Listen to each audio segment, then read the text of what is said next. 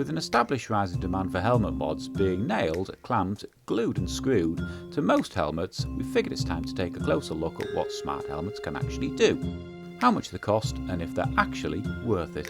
Now don't get me wrong, as I know it's not for everyone.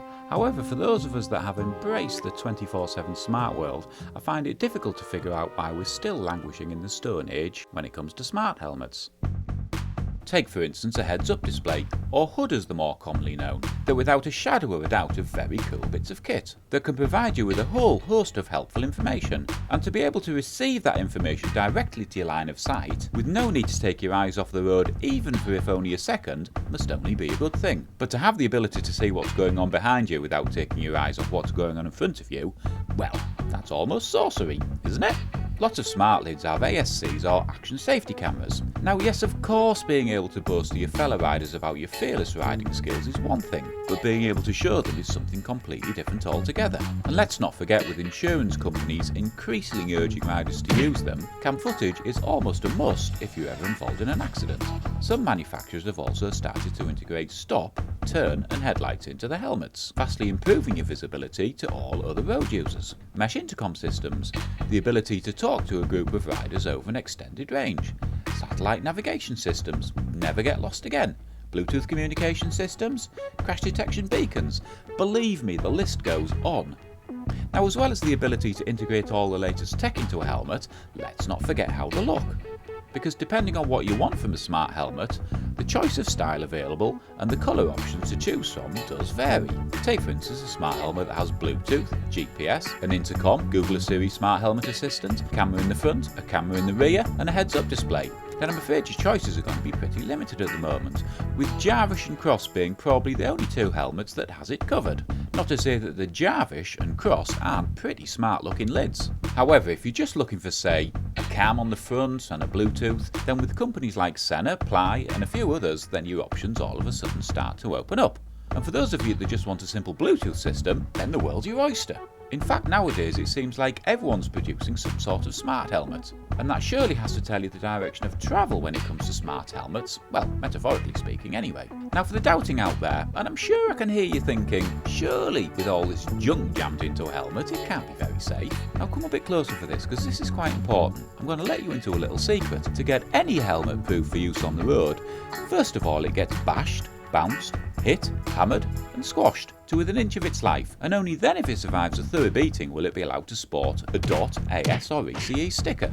Now to add an extra layer of safety over and above anything you can find, let's say in a dumb helmet, smart helmet manufacturers are also starting to introduce accelerometers into the helmets that can act as an intelligent crash detection system that can identify if you're involved in a crash and then send out a message beacon notifying the relevant emergency services, informing them of your location. Not of course that we'd hope anybody would have to use that.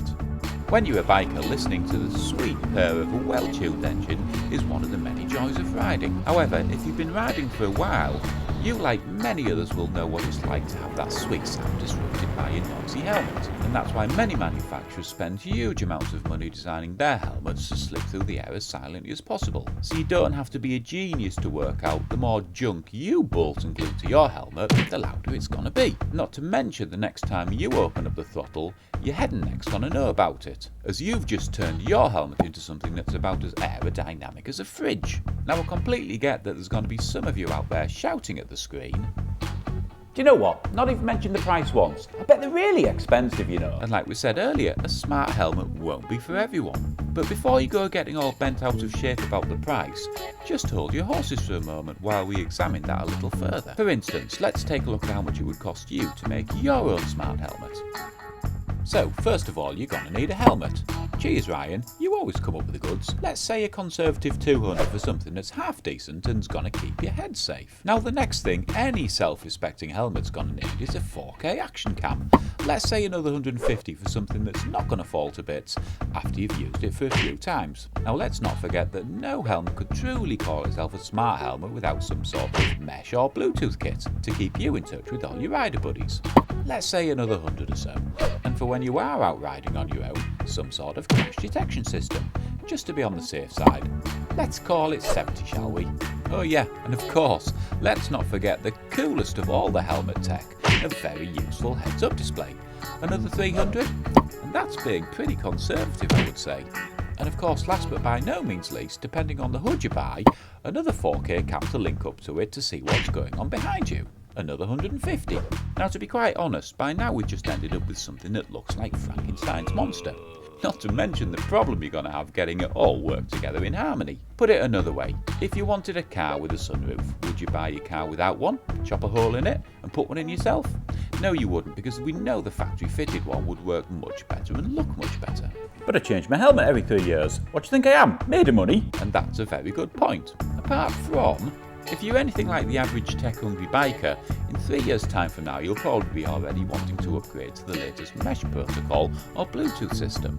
Have your eye on that new 50k action cam and the latest HUD system, because let's face it, technology doesn't hang around anymore and the tech-hungry of us out there want to keep up with it. So, now that we've figured out just what gadgets you can safely jam into a smart helmet, and if you try to make one yourself the cost would be comparable to buying one, let's take a quick look at a bunch of smart lids, what's in them, whether they're worth the money, but more importantly whether you can actually get your hands on one of them.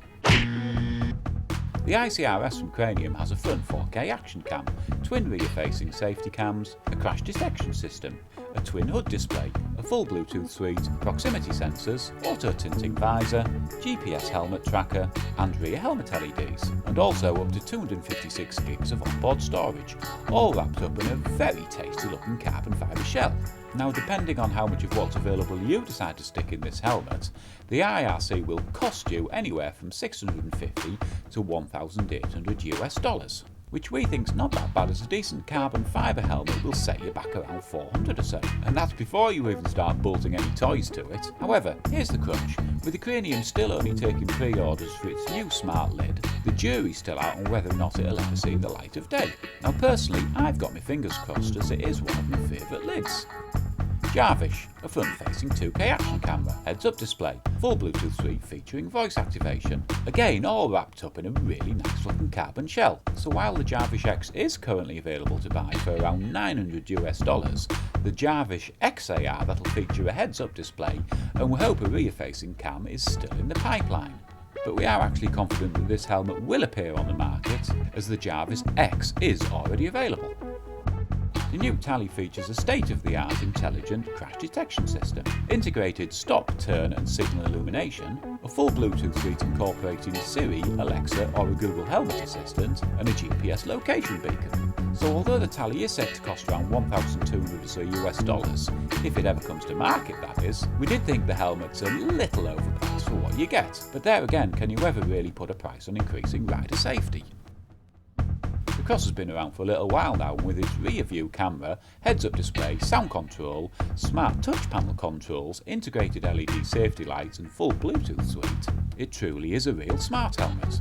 Now, although the Cross has got all the whistles and bells you need in a smart helmet, and it's also available to buy right now at around $1,800 US, all its great tech is unfortunately all wrapped up in a polycarbonate shell that we think makes it a bit on the expensive side. Not to say there are still plenty of people that have and will continue to throw the money at one and be very happy with what they get.